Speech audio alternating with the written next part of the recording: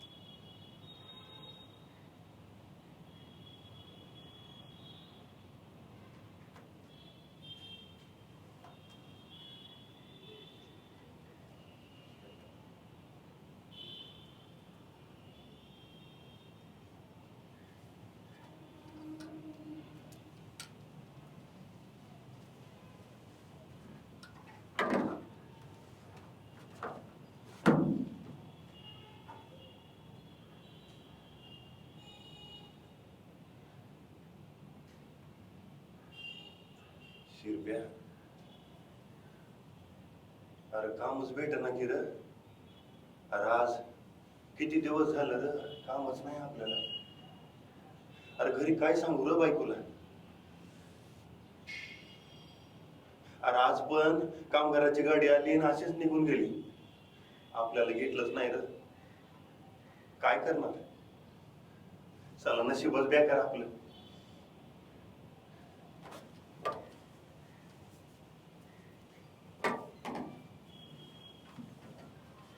भीमा, जेव्हा नशीब पांडू तर काय करेल र आता आपण. हा बरं जाऊ दे, नको नाराज हो. मी जरा घरी जाऊन येतो. हा नाराज होऊ नको, आज ना उद्या भेटेल काम. हा येतो बघ मी.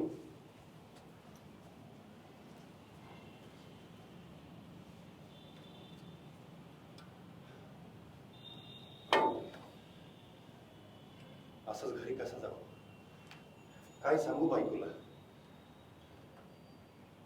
इथे एक दुकान दिसतंय. शेठजी, शेठजी काही काम द्या मला. अहो गरीबाला काहीतरी काम द्यावं, लय दिवसापासून जेवण नाही, भूक नाही, अन्न नाही हो पोटात. अहो तुम्ही म्हणाल ते काम करेल मी. काय उचलायचं काम आहे, सगळं सगळं करेल हो. मला काम द्यावं. काम काम नाहीये. माय बाप थोडीशी तर दया दाखवा हो. काम नाही हो.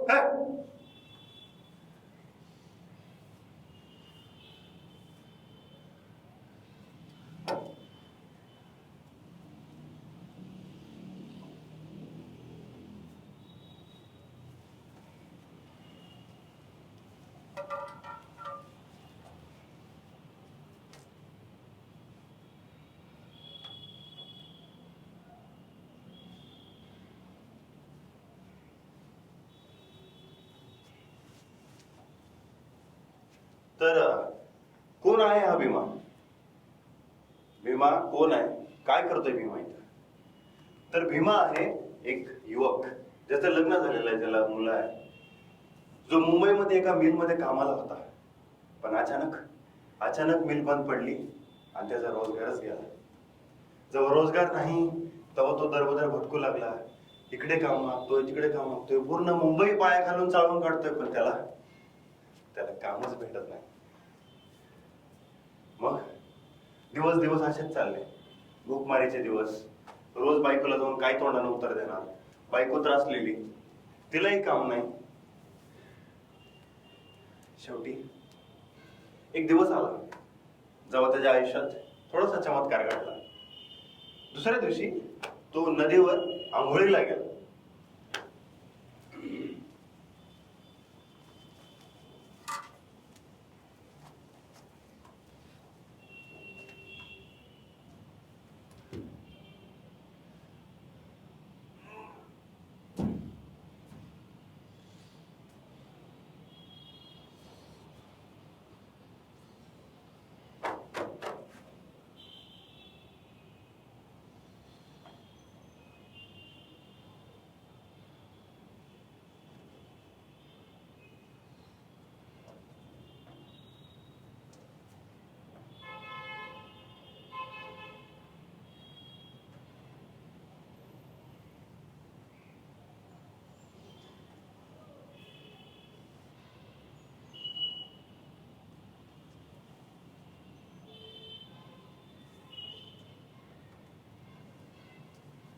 तेवढ्यात भीमा नदीच्या काठीने आंघोळ करून थोडं साईडला पाहतो, तर तेव्हा त्याला दिसतं की काहीतरी एक वस्तू चमकतीये, पण ती तर राख आहे. स्मशानामध्ये एक माणूस मेलाय आणि त्याची राख आहे, आणि त्या राखेमधून काहीतरी सोन्यासारखं चमकत आहे. तो पुढे सरकतो.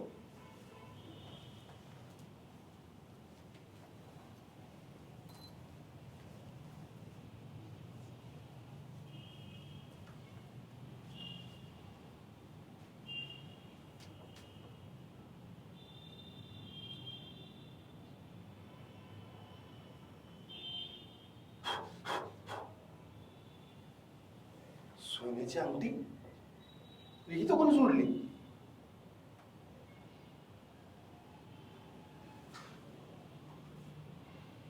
हिचं तर कोणीच नाही. सोन्याची अंगठी भेटली मला.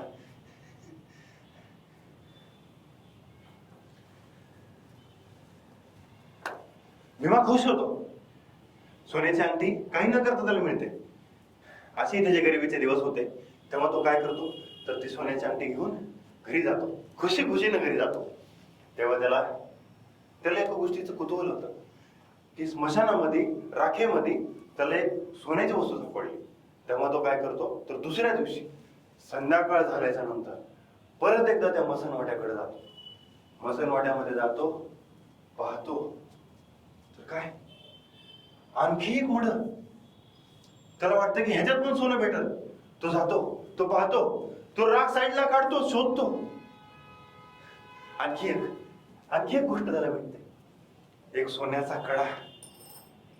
तो अजून खुश होतो. त्याला बरं वाटतं, मला रोज सोनं भेटतंय, मला रोज सोनं भेटतंय.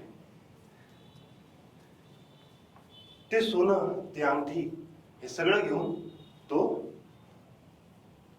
सोनाराकडे जातो.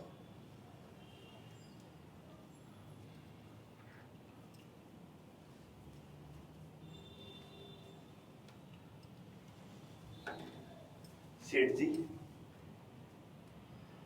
हे बघा, हे सोनं आहे, हे मोडायचं होतं. हा, 4 पैसे द्या की.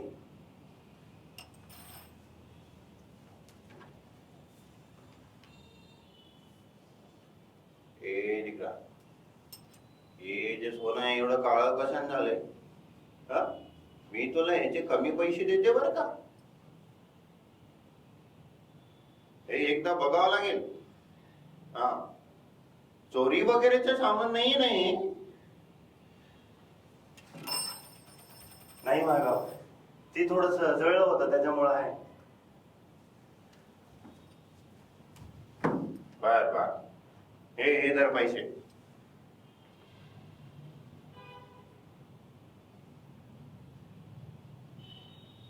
हे धर. 150 रुपये? 150 रुपये? भीमा खूप खुश होतो. खूप खुश होतो की त्याला मिल मध्ये काम केल्यानंतर रोजचे 2 रुपये भेटायचे, आणि आता त्याला एवढं सोनं सापडलं की त्याला 150 रुपये भेटले. भीमा खूप खुश होतो आणि पैसे खर्च करतो. आणि त्या पैशानं तो स्वतःसाठी आणि बायकोसाठी कपडे घेऊन येतो. अगं, ऐकलं का? हे बघ तुझ्यासाठी साडी आणली मी. हे बघ, स्वतःसाठी नवीन सादरा आणलाय. भीमा खूप खुश असतो. त्याला रोज सोनं सापडतंय, त्याला रोज चांगले पैसे भेटतात. तो नवीन गोष्टी घेतोय, कपडे घेतोय. त्याचं जवळपास सगळं चांगलं चालू आहे. तेवढ्यात अचानक दुसऱ्या दिवशी तो परत मड्याच्या शोधात जातो.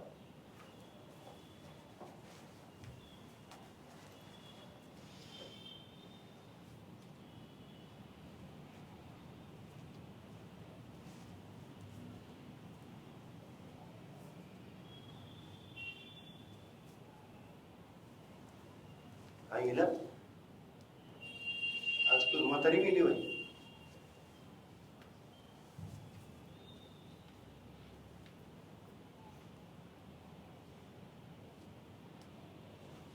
तिच्या हातात तर काहीच नाही. तोंडात असेल काहीतरी, दातातलं पोतत ना.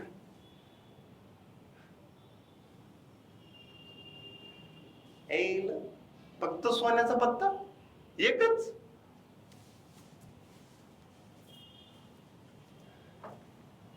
भीमाला असं हळूहळू वाटायला लागलं की जो श्रीमंत माणूस आहे तो हातामध्ये कडा, हातात अंगठी, मंगळसूत्र अशा वस्तू ठेवतो आणि मरतो. पण जो गरीब आहे त्याच्याकडे सोनं नाही, तर तो असाच मरतोय. मग तो म्हणतो की मरावं तर फक्त श्रीमंतानं आणि जगावं तर ते फक्त गरीबानं. त्याला असं वाटू लागतं की जर श्रीमंत माणूस मेला तर त्याला 4 सोनं भेटल, त्याला 4 पैसे भेटतील आणि मग तो त्याचा संसार चालू झाला. पण असं होत नाही. पुढे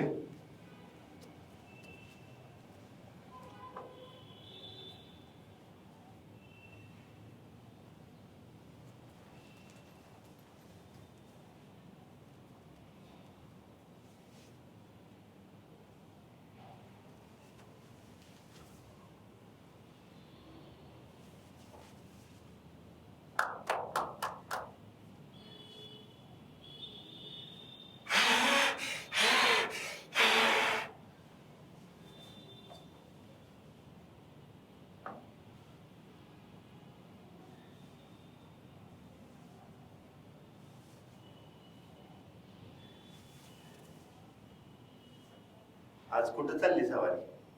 हा? आज रात्रीला पण जायचंय वाटतंय. हा? मी काय म्हणते, नको आपल्याला असलं काम. त्या सोडून लोक नावं ठेवतात. जर चांगलं काम शोधा. हे रात्रीची टायमाला बाहेर जाणं हिंडणं मला नाही गड बरं वाटत. दुसरं काम शोधा. लोक नावं ठेवतात.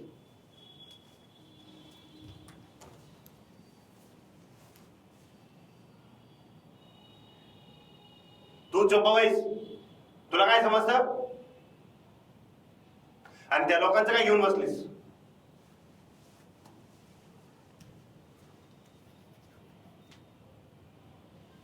अगं जेव्हा माझी चूल बंद होती तेव्हा आलं का कोणी माझी चूल पेटवायला?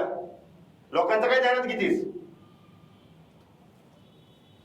आणि तुला कोणी सांगितलं मसन वाट्यात भूत असतात म्हणून? अगं ही मुंबई एक भूतांचा बाजार आहे. घराघरामध्ये भूत राहतात आणि त्या मसनवाट्यामध्ये मेलेली लोक घुसतात. तू तुझ्या कामाचे काम ठेव. तुला भेटतंय ना सगळं? असं बोलून भीमा परत आपल्या शिकारीसाठी मसनवाट्यात संध्याकाळ झाल्यामुळं तो निघून जातो. भीमा चाललेला असतो. मसनवाट्यात तो पोहोचतो तेव्हा त्याच्या अचानक लक्षात येतं की इथं सापाचे सळसळणारे आवाज, काहीतरी कुठेतरी कुरवडतय आवाज, काहीतरी कोणतरी खोदतय असा आवाज येतोय. तेव्हा भीमा थोडासा सतर्क होतो. कोणीतरी आलंय, काहीतरी करते. पहिल्यांदा भीमा घाबरतो, पण थोडस पुढे जाऊन पाहतो तर कोल्ली तिथं एक गोरीवरती बसून ती गोर खोदत असतात. कारण की भीमाला आज सकाळी समजलं होतं की एक सावकार आज मेलाय.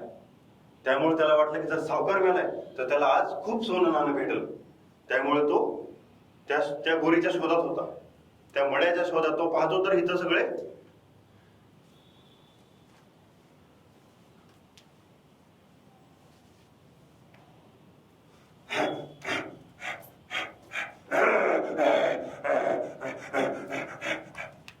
भीमा हे पाहतो.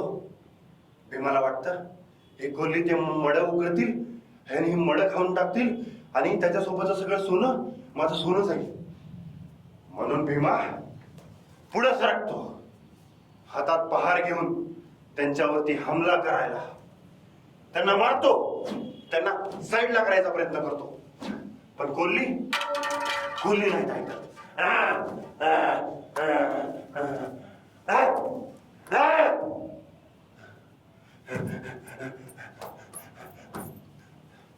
भीमा ऐकत नाही. भीमा पण सोडत नाही.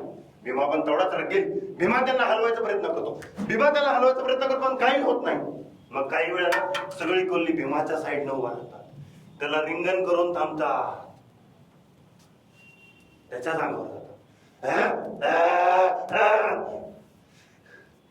ते भीमाच्या पायाची लचके तोडत राहतात.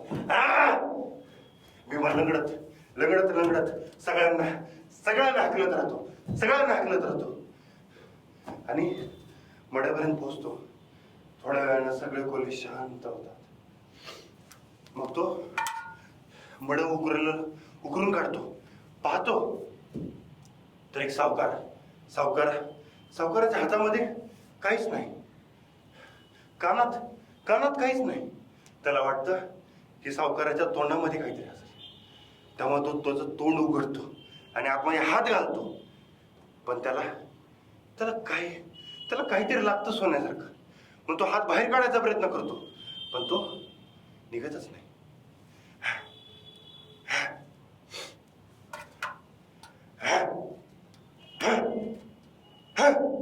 पण असं केलं ना, त्याचा हात आणखीनच आतमध्ये राहतो.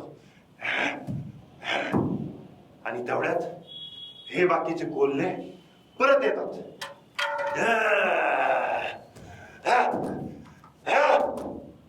भीमा घाबरतो, पण आता भीमा मोकळा नाहीये. भीमाच्या हातात मड आहे आणि त्याचा हात फसलेला आहे.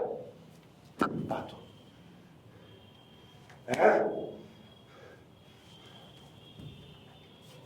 भीमा आपल्या पाठीनं मड्यावर जोरदार वार करतो, पण त्याचा हात आणखीच फसत जातो.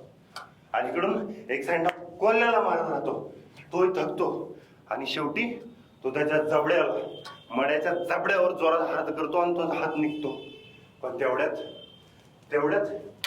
गावाकडची लोक, त्यांना असं वाटतं की मसनवाट्यामध्ये कोणीतरी आहे जो जोरदार आवाज करतो.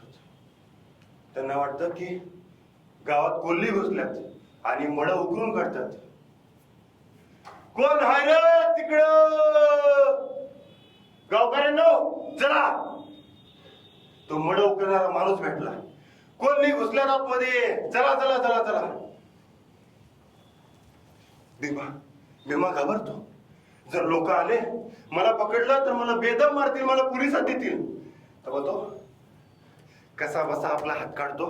पण त्याला समजतं की आपली 4 बोटं त्यात फसल्यात आणि आता ते फक्त असे लोंबत्यात.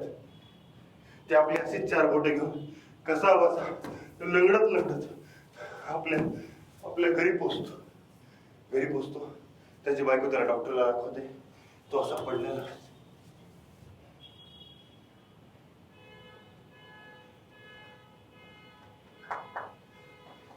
मग त्यावेळेस डॉक्टर म्हणतात, आता तुम्ही तुमच्या आयुष्यातले हे 4 बोटं परत कधीच नाही वापरू शकणार. मला तेवढ्यात तो शिरप्या परत येतो भीमाच्या घरी आणि भीमाला म्हणतो, भीमा आहे का घरात?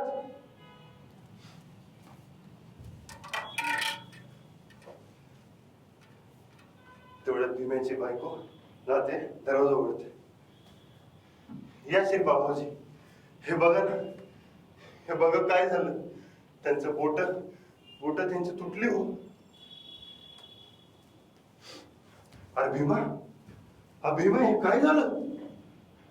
अरे मी तुझ्याकडे खुशखबरी घेऊन आलो होतो. अरे मर्दा, उद्यापासून मिल चालू होणार आहे. आता उद्यापासून आपल्याला रोजगार मिळणार. काय?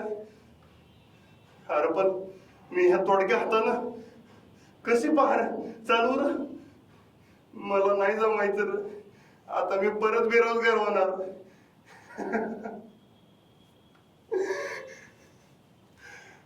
आणि अशा प्रकारे भीमाला त्याची लालच या स्टेजला घेऊन आली.